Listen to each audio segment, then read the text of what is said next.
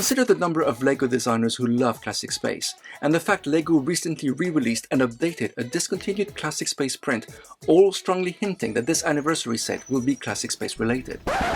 Well, that didn't age well. I think you'll find it did. That's the thing with latching onto rumors, they're not always accurate. Yes, the main attraction is the castle, but unknown to everyone back then was the fact LEGO would create 2 sets instead of 1. And the second one was, you guessed it, just as you'd originally predicted, a classic space set. You're absolutely right, and I couldn't be happier. In fact, we're going to list 5 reasons why this is a great set, starting with the design. Mouse? Thanks, Captain. There was a concern that LEGO would just reissue the original Galaxy Explorer, kinda like what they did when they re-released the Taj Mahal. The set that had 1 extra piece compared to the original? Exactly right. But instead, they used the current design techniques to turn the classic construction into something striking and modern. I love how it looks similar to the original, though. Yes, but the similarities are merely superficial. The most obvious change, for instance, is how angled the bricks that make up the cockpit are, and I can't wait to see how it's built. They're probably using Technic bricks to get the angle, right? They likely are. In fact, there's a shot from the Verge of the set halfway through being built, and you can see quite a few Technic parts throughout the wings. Wow, that's a far cry from the simplistic plate-on-plate construction of the original. There's really no comparison. Speaking of a more complex design, here's another part that's worth highlighting. After all, how many official LEGO spaceships have retractable landing gears? Check out any Millennial Falcon, and none of them do. Not even the current UCS model. Any spaceship. It doesn't even have a landing gear at all. At least the Mandalorian's Razor Crest had one, but it's not retractable. What about Lightyear's cool-looking XL-15? Cool, yes. Landing gear? No. But this Galaxy Explorer has, and that's why it's worth mentioning. That's true.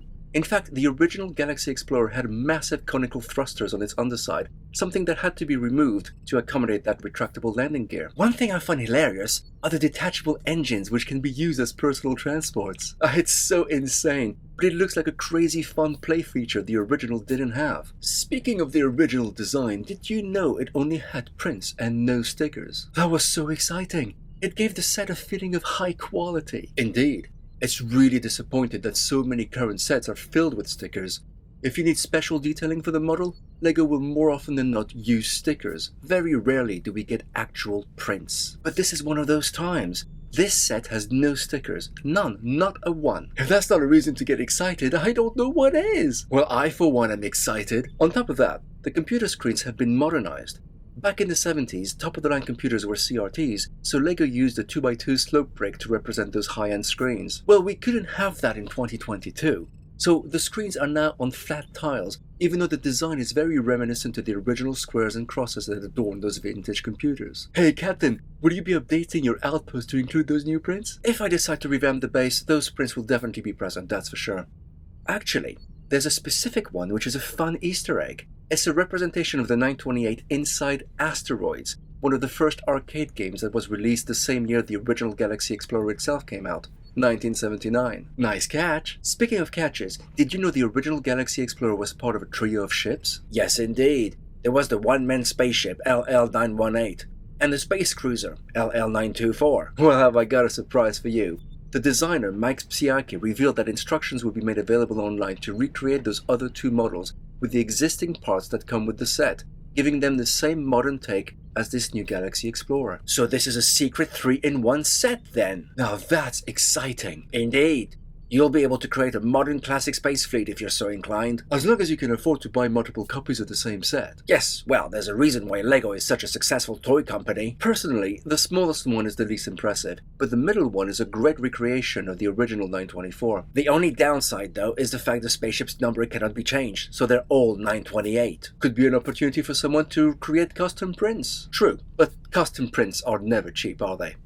Actually, when it comes to the price, at $100, this Galaxy Explorer is 4 times cheaper and therefore much more affordable than the massive, albeit impressive, Newcastle. But there's another bonus to that price.